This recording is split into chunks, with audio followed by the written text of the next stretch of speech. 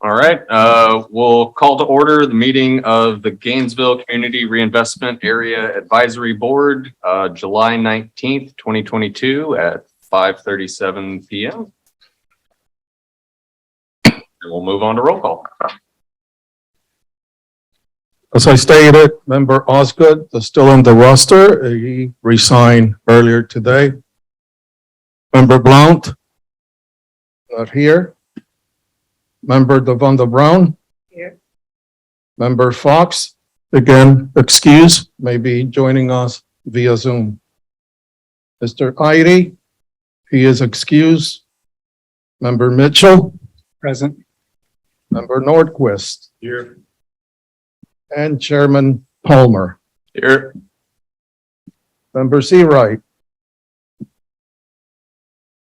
So we do have quorum. Okay, great. We'll move on to the next item. I guess we should go ahead and note, Member Blunt is here now. Member Blount, present. Great. Move on to the next item, the adoption of the agenda. Second that. Motion and a second. Is there any discussion? All those in favor? Aye. Aye. All those opposed? Okay. The agenda is adopted. Let's move on to the approval of the minutes from the last meeting. All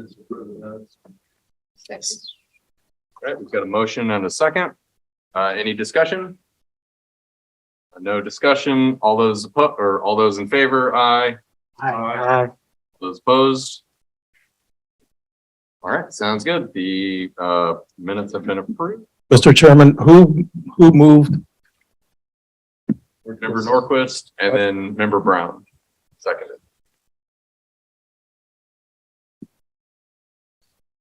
Great. We'll move on to communications. Chair's report. Chair, Bill Mann, interim CRA director. Just a couple of things to report. Got new glasses, so I'm still getting used to them. So Great. Fifth Avenue, Pleasant Street Historic Heritage Trail. Staff has been working with the city manager on how we're going to move that forward. The invitation to negotiate has officially been abandoned, and we're working with the city manager and procurement office to get that project back on track and get it going. On the G-Tech building, the contract with Walker Architects been executed. The Greenwood Consulting Firm contract is out for signature. As I talked about previously, the two contractors will focus on G-Tech's next step relative to the business incubator format and G-Tech's interior renovations so as to provide the best environment for our tenants, and then how we're going to move forward with the whole campus itself. The East Side Gateway staff has been working. We've been working with David and some of the staff at GCRA on how we can revamp the East Side Gateway. We've been asked to add some color to it. The original design was Florida landscape friendly, which doesn't add a lot of color. So we're looking at how we can make it look a little more attractive and fitting to the neighborhood. So the GCRA team will be reaching out to the neighbors, the board, and ultimately present to the city commission to see how who wants to go. And this came up in our discussions with the county commission. And on this Thursday city commission agenda, GCRA has two items: the community partnership program approval and Heartwood home sales that you're going to get a presentation on tonight. And then the final thing I have to report to you is on August 1st, there'll be a joint city county commission meeting. There's two items on the agenda. One of them is the central receiving facility. It's a joint project with Meridian Behavioral Health. It's kind of in the same vein as the Eastside Clinic project, which we will eventually be bringing information to the board on that overall project as it moves forward and GCRA gets involved in that. The other one is going to be a joint discussion of the GCRA between the two commissions. I don't think they've had that discussion since the reformation, correct? The last one was March 2nd, 2022, with the annual report. It's the last joint city county meeting that was. Okay, so there will be a discussion on that. That's the second agenda item at the August 1st meeting.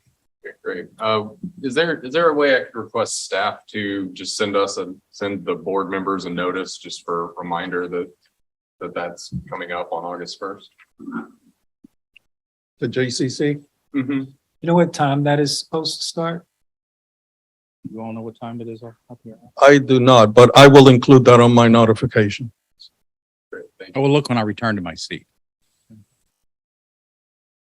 Because I have a habit, I do this and my phone is back there. Anything else I can answer for you all? I had a question. You mentioned the Fifth Avenue, Pleasant Street, agreement was abandoned. Yeah, the Heritage Historical Trail. Okay. It was abandoned because we did, what was it, 3 solicitations? We only got one. We only Three received, solicitations only got one non-compliant, my apologies. Yes, you're correct. yes. So nobody wants to do the work, so I think staff has a plan for moving it forward. I don't know that I've ever seen 3 RFPs where nobody bid on it, but work must be very plentiful. Had to be me. Huh? It had to be me. Had to be me that it happened to. Is the construction phase of that project? It's the last design phase and the construction phase, correct, Mo? Yeah, it's in 2 parts. One part is sort of the construction phase of it, and where we left off, we did some community engagement regarding that. And then the part with the ITN was the need to look for some qualifications around the historical piece of it. And so we're in discussions with the city manager after we went out and looked. The last one was an ITN and an invitation to negotiate with regards to the historical piece. And we had one that it didn't quite fit the needs that we were looking for and the qualifications. And so we did have discussions, we're continuing to have discussions, and ideally we'll get to come back to you with some direction, how to move those pieces forward, whether together or separately with the construction piece or maybe the historical piece. And the board may remember that last month, Mr. Diedenbach from CHW came and presented on their projects, and it overlaps with the Heritage Trail. And of course, part of the plan would be to implement the appropriate phases that tie in to his project, his developer's projects. Did he reach out? I know he had mentioned coming back to this meeting, but I didn't know. That seemed like that was a little too tight. I think we're waiting on financial numbers from him. Mo shaking her head, yes, but the Okay. last conversation we had with him last week, we're waiting for him to put dollar figures to ask so we can determine how feasible it is with GCRA funding. The East Gateway, is that just past Waldo Road? That is Or is what it on Waldo Road, just past the Williston Road or whatever? it's at the intersection of Hawthorne Road and East University Avenue. For those of us who've been here forever, we call it the Tackle Box property. Right. Used to be Tom Petty's dad's fishing place. Yeah. It's that little triangle piece there. Right, so a triangular piece there, let's get the. Yes. Very good, thank you. Yes, sir. Yeah, on the, I'm recognizing people and I'm overlooking. No, after you. Yeah. on the Heritage Trail, was there any attempt made to contact specific local scholar groups like the Proctor Oral History Project? I have to let staff answer that part of the question. The last one we first started going out for the pre-bids, the intent was to look for someone that had maybe done other historical trails, to have them come in and lead that. We were unsuccessful. And so now that's part of the conversation that we're having, Callie, is, who could we work together locally with, also the community that's there. So we have had conversations about that, and I do think we'll come back to everyone to see how we can look at this from the historical content and really working with the community. And then the other pieces is revamping the design that we do have where we left off and seeing if the community agrees with that and the building aspect of it and how that shakes hands with CHW that came here. There's a couple areas that could overlap. Well, I want to ask and strongly suggest consulting directly with Professor Ortiz and with Commissioner Walker. I know that both of them have expertise and both of them know people with specific experience. And that should be So the issue with Commissioner Duncan Walker would be that she is a city employee, so we couldn't contract with her. No, not the contract with her, but professionals that she knows, Right. various professionals around Florida with that specific experience. Okay, I understand. I thought you were asking us to consider contracting with her. No. My apologies. I misunderstood. Any more questions? All right. I skipped over chair's report. I don't have a report. And moving on to the staff report. What we doing?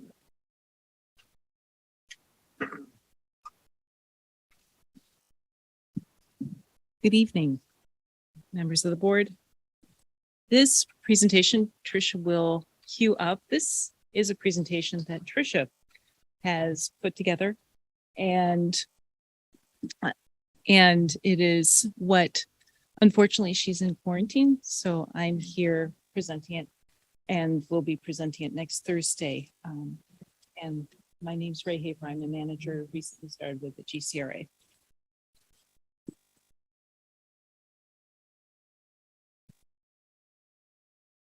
So today we provide an update on the current sales and construction status. We'll talk through the sales process and some of the challenges we've encountered. Then we'll present some potential solutions and next steps. This is a map of the neighborhood with lots that are under contract in brown and those available shaded blue. We currently have 15 lots pending contract. And this includes the 11 Dreams to Reality and 4 Showcase or Market Rate. And you'll hear Showcase and Market Rate used interchangeably. The 18 lots that are available are all Showcase. The model home will be sold when the rest of the lots are under contract. And the most current version of this map is on the Heartwood website so that potential buyers can always see what's currently available. These photos are from a few weeks ago. The home on the top right is the furthest along and is currently undergoing the interior build-up. As of today, 6 houses have gone vertical and the other 5 will begin framing in the next few weeks. The 2 homes that are furthest along are next to each other and adjacent to Southeast 8th Avenue, so they are highly visible to passerbys. We have 4 showcase lots that are pending financing. The Heartwood construction celebration noted here has been postponed due to a scheduling conflict. And we will be in touch with you soon with a new date, and we're excited to share the progress that we've made over the few months.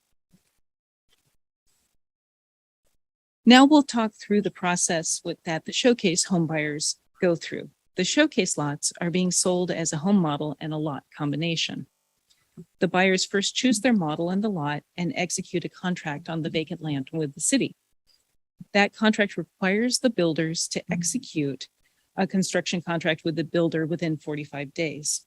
Once the construction contract is executed, if they are financing and not paying cash, the buyer is required to apply for a construction to permanent loan within 5 days and to obtain that financing within 45 days. Once the financing is obtained, the buyer closes on the property and the builder begins pre-construction activities and applies for permits. Once the permits are issued, construction begins, and it's about 6 months to complete. The overall process from start to finish takes about 12 months. For various reasons, sales have started out slower than we had originally anticipated. What is working with the current process is that we have a manageable amount of homes under contract and we haven't had to phase out construction. We are working with 2 local companies that aren't that large. Each builder is able to build about 5 homes at a time. The Dreams to Reality homes are about 5 months ahead of the showcase. So the amount of homes currently under contract, each builder has the capacity to start on 2 or 3 homes, more homes, before we'd have to phase out construction. What's working with this structure is that the builders are able to negotiate that the buyers are able to negotiate directly with the builders on their contracts. We're helping to guide the process and have been making sure we are meeting deadlines.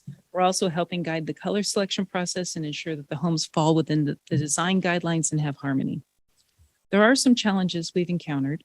Looking at our current process, there are 2 paths forward for home buyers. One path is to pay cash. The second more common way is to finance. The financing option requires a construction to permanent loan. We've lost potential buyers who were pre-approved, but were unable to obtain the construction to permanent loan. This type of loan can be daunting for first-time home buyers. Other challenges that we've encountered are fluctuating construction costs and labor and material shortages. The current homes that are under construction met delays in the site planning and permitting phase due to subcontracted personnel shortages. And Lot 5. Lot 5 has presented some unanticipated challenges. It contains a beautiful 34-inch heritage live oak that takes up most of the southern lot, half of the lot. And this oak is one of the most prominent trees in the neighborhood, and it needs to be protected. We have previously looked into getting a variance and putting in a red maple, the same as the model home, further back on the lot, but the driveway cannot interfere with the tree roots. So because of the amount of buildable space and where the driveway will need to be located, none of the available house plans will fit the lot. We are working with a local architect to design a house that will fit within the buildable area and will be similar in appearance to the existing home models and blend into the neighborhood. There's the same challenges from the previous slide and the potential solutions going forward. The Heartwood team would like to offer an alternative path to purchasing a home in Heartwood. It is imperative that we build out the entire neighborhood as quickly as we can. We want to build on the current momentum. There's currently funding in the Heartwood account that would cover the cost of building 2 showcase homes. If the city commission approves, the city could contract directly with the builders on the construction of 2 homes to start and sell them once completed. And this would open up the market to another type of buyer, those who are pre-qualified but unable to obtain construction to permanent financing. I'll just admit, this Should is an we idea. let her finish before we do Yeah, that? let's let her finish. Just want to give credit to Mo for having this idea and opening up this channel. Sorry, say which idea again? Oh, just this was Mo's idea of pursuing this path. So we Okay. would use the cost plus model similar to how we're building the dreams to reality homes. And with the cost plus model, the builder is reimbursed for materials and labor at cost and receives a set percentage of overhead and profit. Each reimbursement requires receipts, and those receipts are tracked by the project manager. This model is ideal in our current market, where the cost of materials are fluctuating and it's difficult to predict where things will be 6 months out. It allows the city to pay a fair price based on the actual cost to build and allows the builders to make a set profit, mitigating the risk on both sides. The difference between the dreams to reality and the showcase contracts would be the amount of overhead and profit. The builders have requested a 22% overhead and profit, an increase from the 18% for the dreams to reality. This was requested because under the current contract, they cannot pay for their superintendent. So what we are proposing for this phase 1 is to build the 2 lots that are shaded pink. We're looking at the neighborhood as a whole and chose these lots based on where we could fill in gaps. Buyers coming in with cash or construction to permanent financing would be more likely to choose the larger lots, the corner lots and exterior lots. The city could build on the interior and smaller lots in order to entice buyers to fill in the entire neighborhood. Lots 24 through 34 on the left side are the same shape and dimensions at 5,000 square feet and accommodate rear models only. There are 2 models that fit on these lots, the dogwood and longleaf pine. Phase 1 would consist of a dogwood on lot 31 and a longleaf pine on 33. Because there's a desire to expedite construction and based on delays that we've encountered in the site planning and permitting process, we chose 2 home models that we have currently under construction. So the truss drawings have been done and could potentially be expedited. Site planning is also completed for these models on lots with similar same dimensions, so the drawings would be easy to replicate. It gives us the opportunity to design the neighborhood and ensuring that no more than 2 of the same models would be next to each other. The builders are currently working on proposals, so we don't have the projected costs yet, but the current listing price for these models are $310,000 for the longleaf pine and $289,000 for the dogwood. Once the homes on lot 31 and 33 are sold, those proceeds would go back into the Heartwood Fund and could be used to build more homes. The second phase would include lot 5. By then, the new model, Sycamore, the one that was designed for the buildable space, would be ready and other lots could be decided based on what is still available. This process could be repeated until all the lots are sold.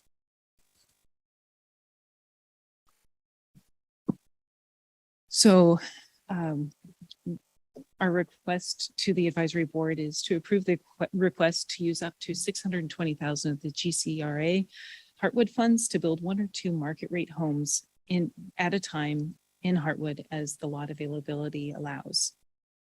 And this will be taken to the city commission with your recommendation this Thursday. And if there's any questions, the team is at your disposal. Thank you very much. Member Blunt? So showcase construction, that means the same thing as building on spec. It's market rate. I mean, nobody's contracted to purchase yet. They just, go ahead and build it. No, Okay. So, how many lots are you talking about? I thought you said something about doing lot 5 that way, and then you talked to. the second round, the first round would be lots 31 and 33. Okay. And those are if we could have that map back, please. It's the one along the alley on the west side of the property. So there you go, 33, Right. 31. That would be the first round. And once those are constructed and sold, then proceed on to 5. And these choices are because they're up front, because of the street appeal of seeing buildings as you go by. So what we anticipate is that there's going to be more desirability of the larger lots Mhm. and the things on the exterior, and that we are doing ones that in making those available, we could help fill it in entirely. Mhm. Because we believe that we're already seeing a lot of interest on lots 24, 28 through 21, 6, 7. Mhm. Thank you. I was curious, are you fairly confident that with the funding that you're requesting, that you're gonna be able to build these 2 houses using the cost plus contracted method that you outlined? Yes. Based on the receipts that we've seen and based on current prices, and if anything, what we're seeing in response from builders, some of the supply issues are improving. So yes, we could build the 2, and we can speak to the loss of buyers that we've had, and believe that this pathway would open it up to different buyers than currently can pursue the construction of permanent loan. Or, sorry. No, Member Brown? You're requesting $620,000 for 1 to 2 homes at a time on lots that are available. Are you anticipating it's gonna take $620,000 to build 2 homes? No, that gives us contingency.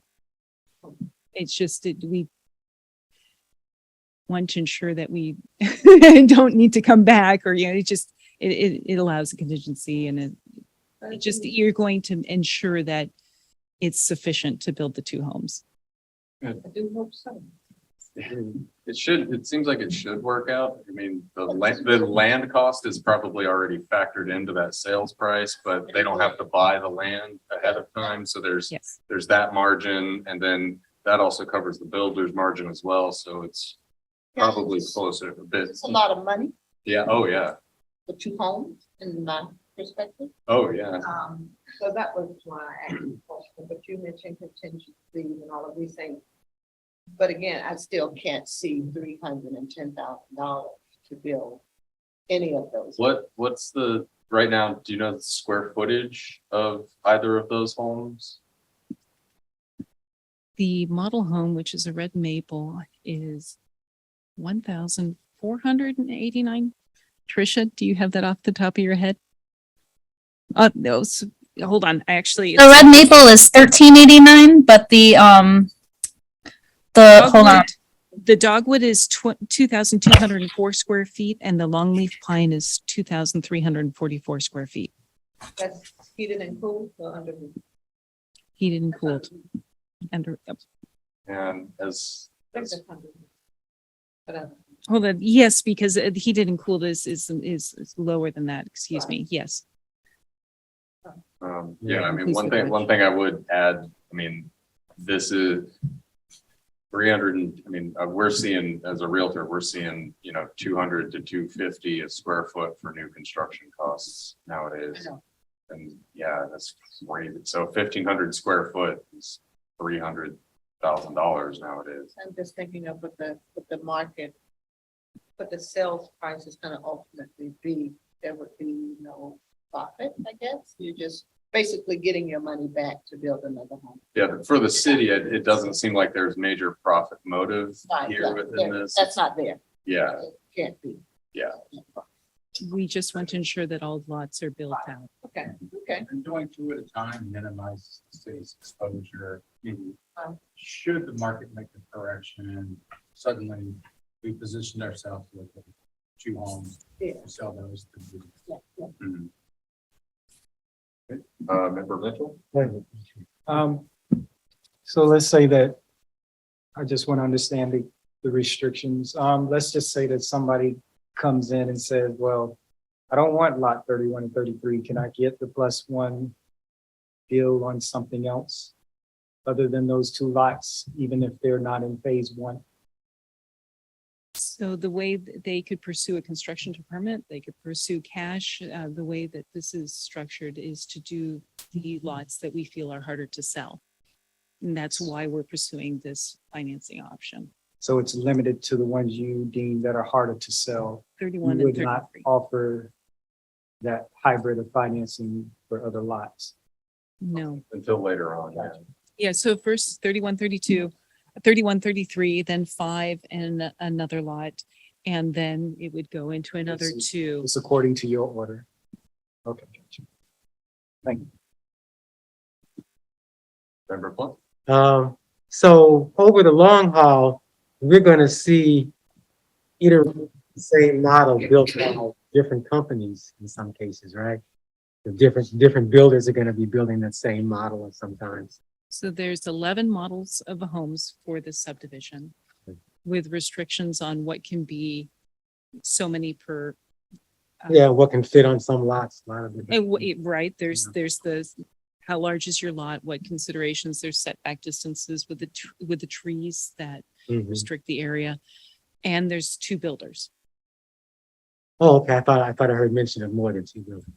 And also, who is trying to prepare for, I don't know if you can prepare, but the Fed is leading up to possibly a full percentage rate hike. And we're already seeing impacts on mortgages with that. How are we ready for that? Or is it possible to even be ready? Anybody? So if the feds hike the mortgage rate, that will be more between the buyer and their lender. We're going to build the homes and sell them at the cost plus model. Yeah. What kind of financing the lender can get is between the borrower and the lender. Yeah, but our experience is gonna be if the house is on the market for 3 days or 3 months, Once And that's why we're only doing 2 at a time. okay. So we won't put ourselves in precarious cash flows. And I mean, even an extra percentage rate hike was still relevant. I mean, we've been in a crazy market where things are 3%. I mean, Yeah. 70s, it was 10, 12% on homes. So I think we have a long, crazy way to go. For Norfolk? Just a question related to the cost plus model again. So cost plus, is there a maximum fee that they're able to charge under that? Or is it just basically open-ended where they start the construction and there's really not a known cost at that time? Or is there an estimated cost up front? How does that process work? I can answer that. So they, the builders will give us a proposal that has projected project costs based on, the cost of things now and where they imagine they could go. So we base our purchase order on that amount. And then, we haven't gotten to this point yet, but closer to the end of construction, we will, do a change order to the purchase order if needed to increase the amount. It's just a follow. Could there actually be a decrease as well? I mean, if we're in a market where construction prices actually fall, you would be taking advantage of that as well, right? And that's why we like the cost plus model. It allows us to, if we were to lock in prices with a set fee now, if prices fall, then we would be overpaying. So this allows a mitigation of risk for both the city as well as the builders. How optimistic. It's helped in construction. Yeah. I mean, personally, I think this is a pretty interesting option. I mean, I think this is, I've tried to go for construction financing for myself and have run into issues with it just because of the construction and having to find all the hurdles of, getting people through qualifications and getting the contractors qualified. It is definitely a bear for some people. Sort of construction to perm is for like extremely qualified buyers. And I think what we're trying to do here with the Spirit of Heartwood, this move actually kind of makes it a little bit more accessible to at least those two homes. Yeah.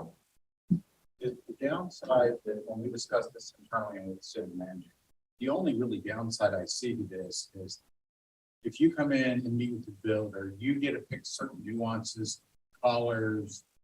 There's some variances you can pick within the house. With this, you're going to get what you get. If you're fortunate enough to be able to come in close enough to closing before the house is painted, you may get some sale. Mm-hmm.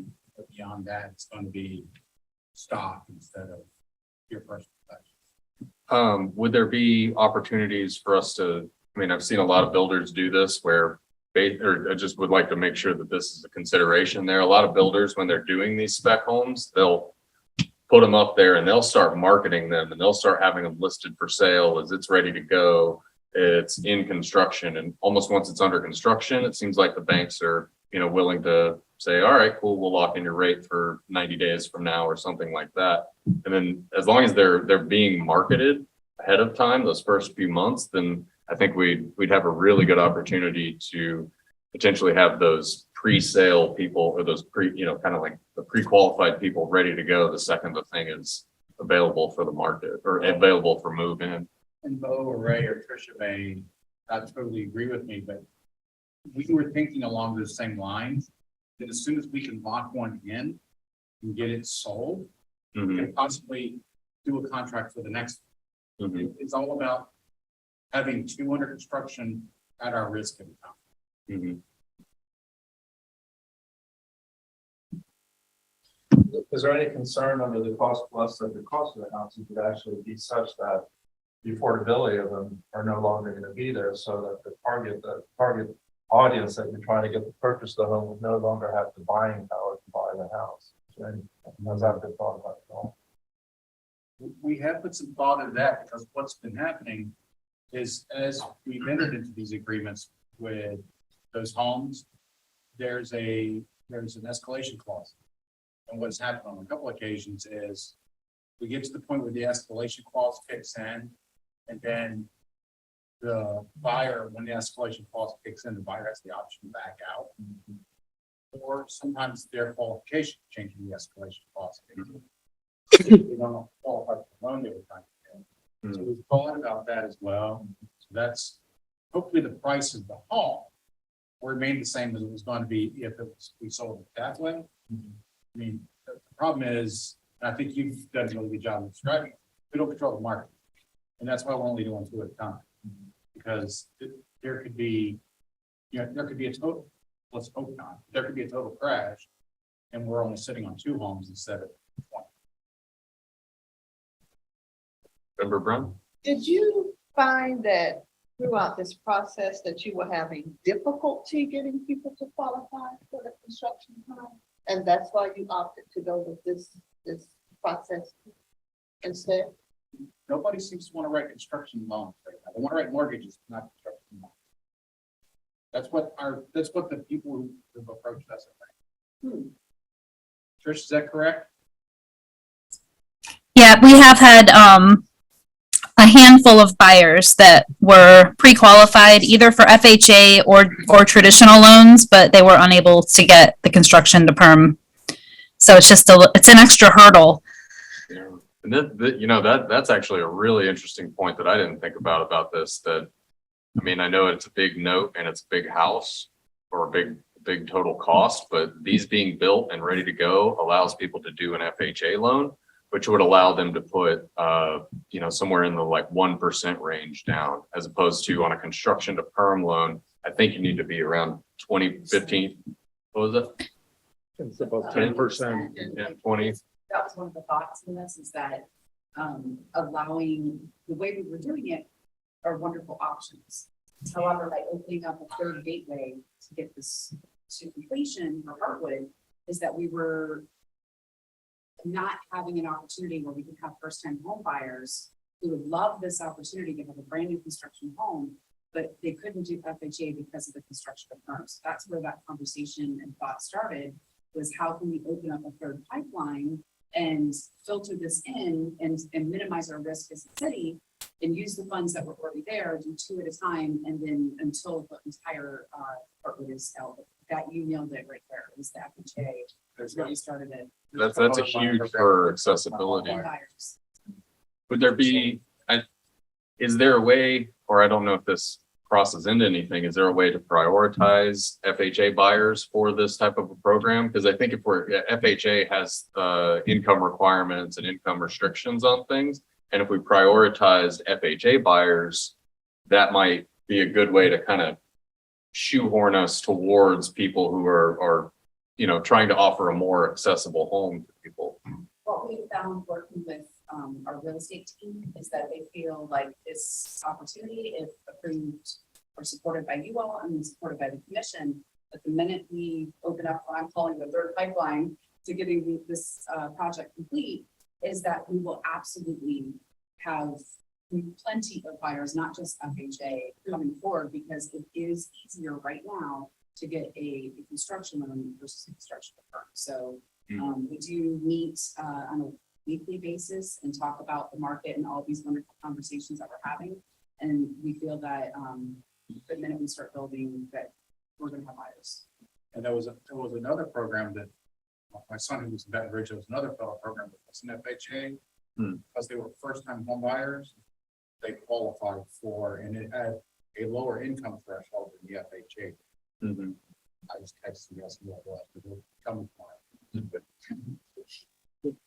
If for some reason it didn't sell, what would the city do with it? Would you rent it? That's not, We're probably gonna leave it on the market until it sells, So leave it on the market. which is why we're only doing 2. and there's HOA, there's covenant restrictions against renting so that it's occupied by the owners. There's covenant restrictions for renters. We want to keep the properties as owner occupied and not as investment properties.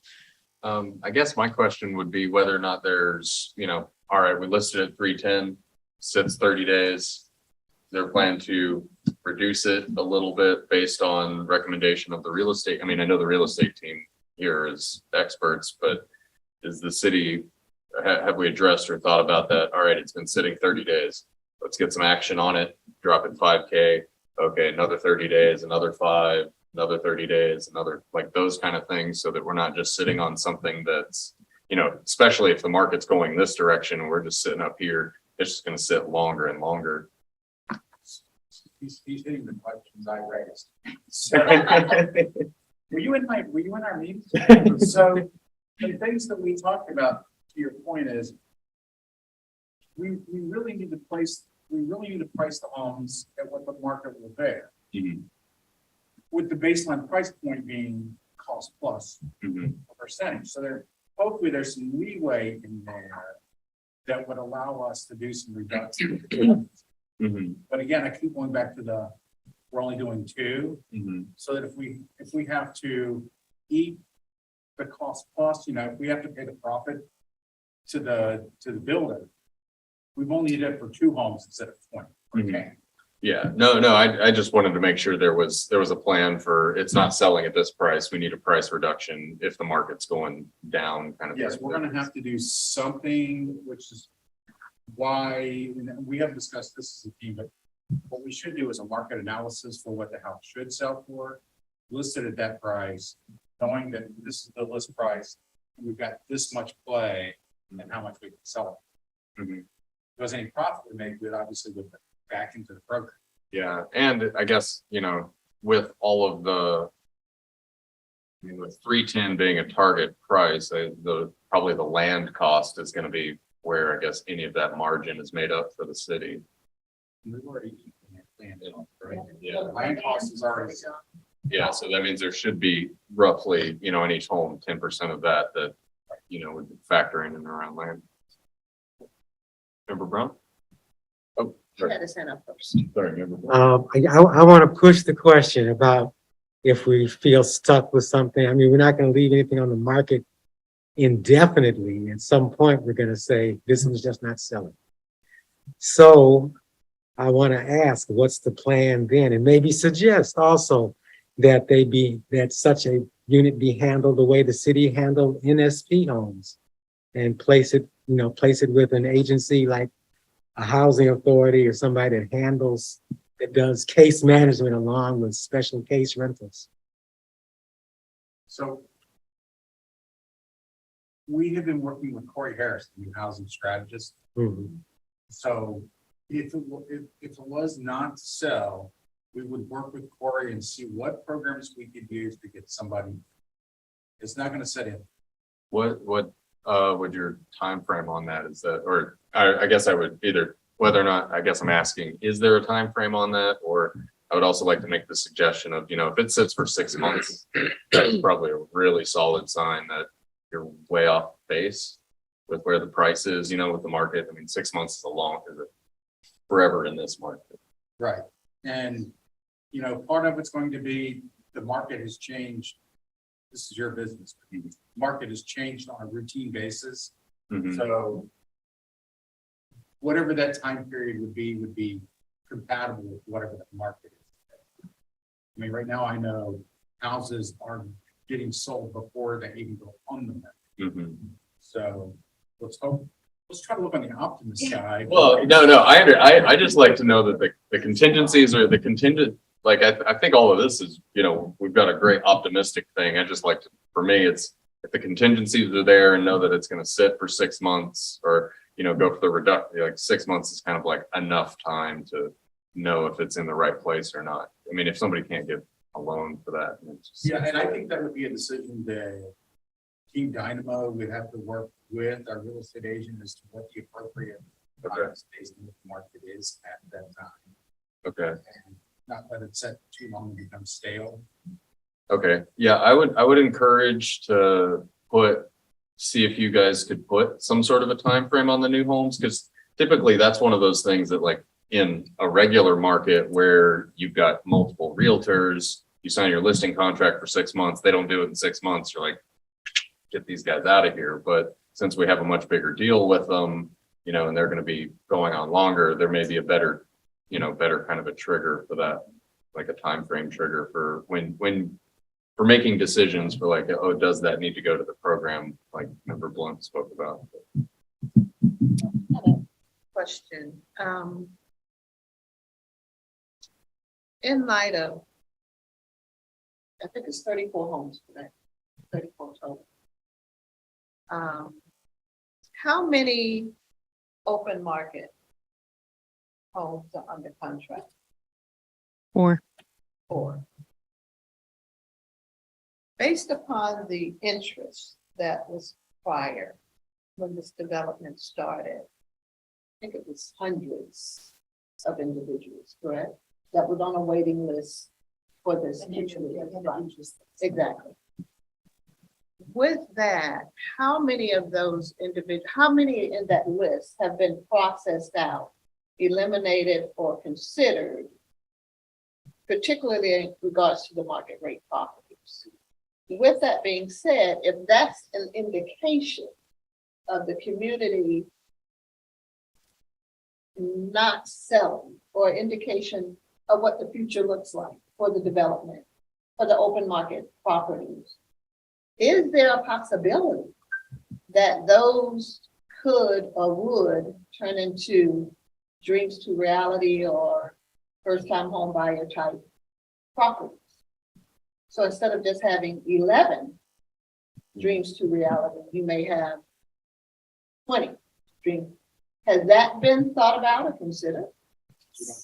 So what I can say is that the original list, I think that was in 2015 or 2016, was for both just the Heartwood opening interest. There's a lot of realtors on there. There was lots, so there have been 100 and some, but there was a lot of staff on there.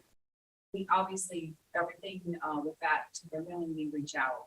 I think what we do is we have a really unique team right now with the GCRA leadership with Phil, Ms. Curry. We also have a senior housing strategist right now. And then we also have Team Dynamo and the builders. And so collectively we meet to answer and work through all of these questions. And so as Phil was just mentioning, we're taking a small risk, opening up this pipeline to allow other types of financing by building two.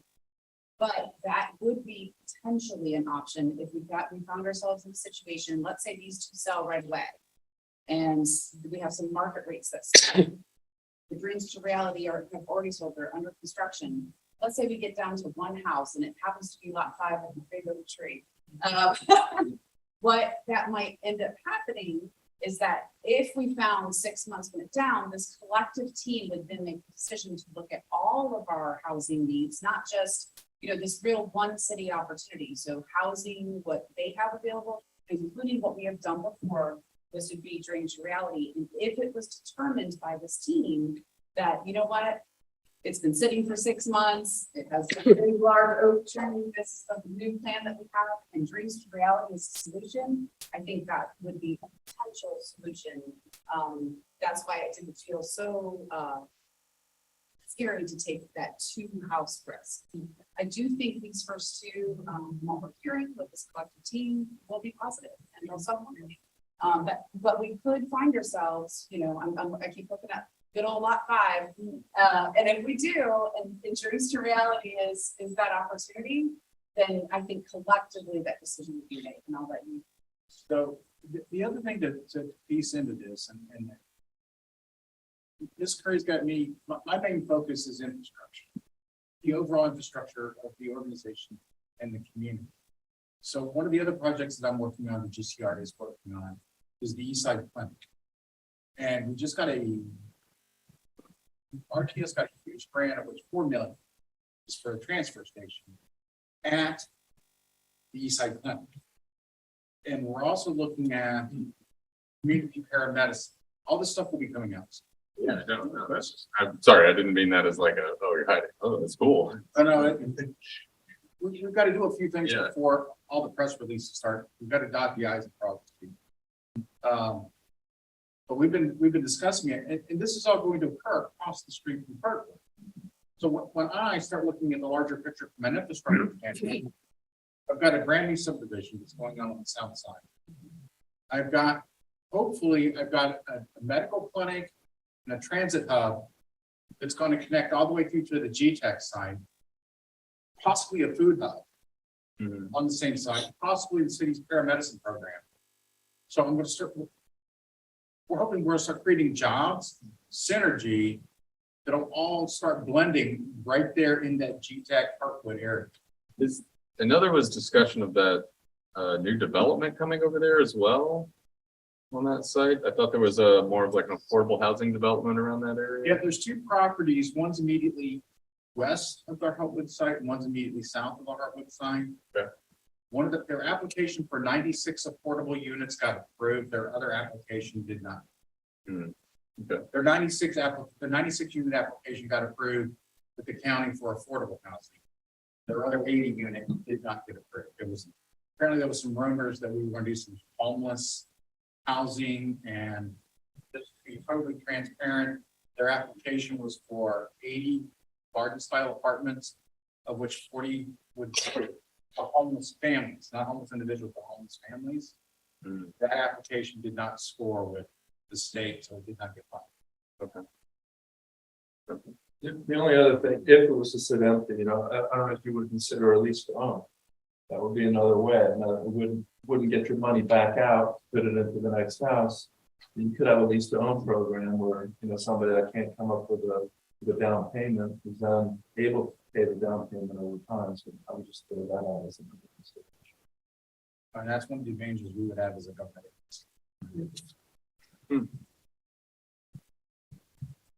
Well, It'd be the mortgage. yeah. I just like the second, member Brown's, suggestion. That was on my mind as well. Because if we recall, a lot of the community was questioning, hey, are these houses really for us? We've already built something that we already know works, and so it's just revisiting that. The competing programs out there, I guess it does deserve a look, but one of the amazing factors with the Dreams to Reality homes was the down payment assistance, which really leveraged the ability for people to get into a house. And we already thought about how this appreciation and how this stuff was going to get fed back. Now, if you want to put another program in there, it's going to complicate things. But I think if we already have the flow of how this stuff works and something is just sitting for a while, it just seems more efficient to do that way. And let me jump back to what I said. The land use and zoning for the East Side Clinic is next Thursday. So things are starting to move on the east side. Keep it fingers crossed. All right. Is there any more discussion? Do you have any other opinions, any motions on this? Move that we approve staff recommendation. Second that. Got a motion? Second, I'm sorry. Second. All right, we've got a motion and a second to move forward with staff's recommendation on the Harwood Home Construction Plan.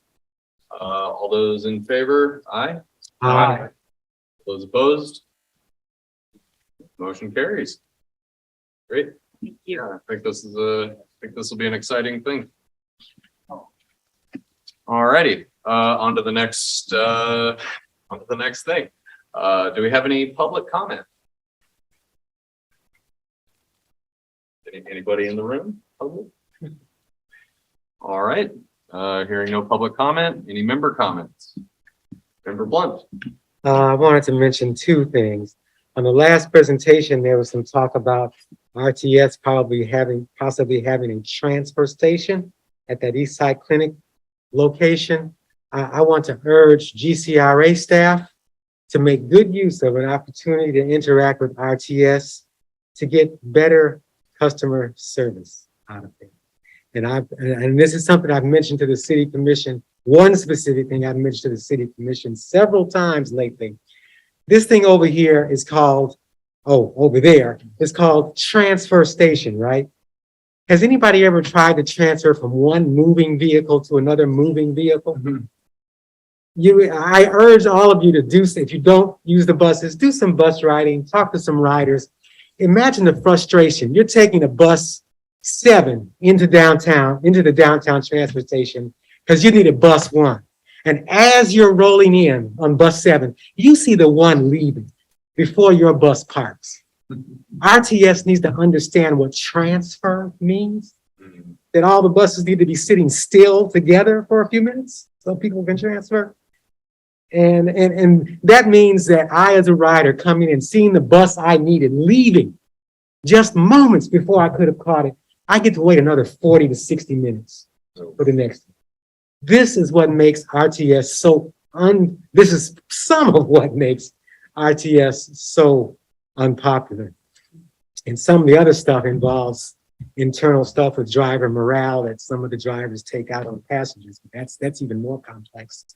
So I just want to urge you to demand, to use the opportunity to interact with RTS to get some better behavior out of it. My other idea, I participated in the AIRS workshop at the Rosa B. Williams Center. And I think I understand from Carol Velasquez Richardson, who's dealing with the museum now, with the Aquin Museum, that they're giving me some kind of honorarium or something for participating in that. And I'm wondering if that is a conflict. I'm thinking maybe I should give that back. That sitting on this board, should I be getting an honorarium for participating in something that GCRA is affiliated with? I want to make sure I'm not on shaky ethical ground with that. So if I could get an expert opinion back from somebody, I'd appreciate that. For David, there's an ethics line that you can call and ask any question like that, and they respond very quickly. Is that a state office? Yes, and Mr. Chairman, Member Blount, I have in fact reached out to them on a question that in fact Member Idy had. And they responded right away and actually encouraged Member Idy to reach out to them. So I'm happy to provide you with that number. They're good. I had never reached out and I was afraid to because of the way you try to reach the state and it's a million numbers. But anyway, I will forward that number to you. Yeah, I've also used it and it was have this question. Okay. Thank you. Yeah. Yeah, I want to come up when I run for president. Great. Thank you. Yeah, I'd just like to, thank you. I'd just like to piggyback on Member Blount's comment about the transfer station. In the days where I was riding the bus, I definitely can identify with that. That from my perception, it seemed like the drivers prioritize their schedule over connectivity. Yeah. And Isn't that crazy? They're going in the same circle all day. What's your hurry? it is an issue, like if a bus does have a serious delay for some reason, the traffic, especially like a 5, it's maybe like a lot of lights. But I think with the technology that you have now with tracking buses and the communication that buses have available to them, that there should be some nuance in being able to make things more connected. Even if they are trying to keep these buses on schedule, it seems like there needs to be some kind of blending or mending, and not just be cut dry, like, okay, it's time for me to leave the station. So whatever, if you got to run after me, good luck. So yeah, that's one thing that I think that RTS, in terms of the service that they need to come with the technology and communications that they have available to them, they should be better at being more sophisticated and servicing people to be able to actually transfer in a timely manner, if they're going to call it a transfer station. Yeah. To comment on that, it's been an extremely long time since I've ridden on RTS. My last time, I think, was my college years, right? But I can recall the bus driver being able to tell the connecting bus that I desired to connect to, that someone was coming. That goes to communication that you mentioned earlier. I would suppose they still have that ability. I want to let you know what happened on that. Several years ago, they had a system where one bus called another bus. Now they have to go through a central operator because some drivers at one time got into a shouting match, cussing each other out over his phone. And management's response was to pull out that bus-to-bus call system. But they still can, keep each other informed through a central operator. I just have a question related to the special meeting that's coming up on the 2nd, I believe. Is that correct? Yes, sir. I was just wondering when we would receive the package. We have received the actual package already, Mr. Chairman, Member Nordquist. Excuse me. So I this is August 2nd, so by next week, early to middle next week, you will have that package. I have to send it through, actually, I believe I did already send it through the approval process in Legistar. You will also, just to let you know that we are transitioning into a new system for recording meetings and so on. And that becomes effective August 1st. So notwithstanding, that has been submitted. In fact, I've been using the new system here tonight just as a training. And so but I will send that to you folks next week. Joint meeting on August 1st between the two commissions starts. And I'd just like to comment on the barbecue for the sewer program. I thought it was wonderful success. I was able to attend. Met a lot of great people that had small businesses out there doing their thing and a lot of great things for the kids. I thought it was great that the GCRA, some of the funds that we contributed, made everything free for the kids. And they were having a wonderful time out there. I even got to design it. I mean, this lady had glasses, like wine glasses, regular glasses, and they were giving them away free. They had stencils where you could put designs on the glasses, whatever you want, and be creative. And I sat there, did mine, took my glass on, and it was completely free.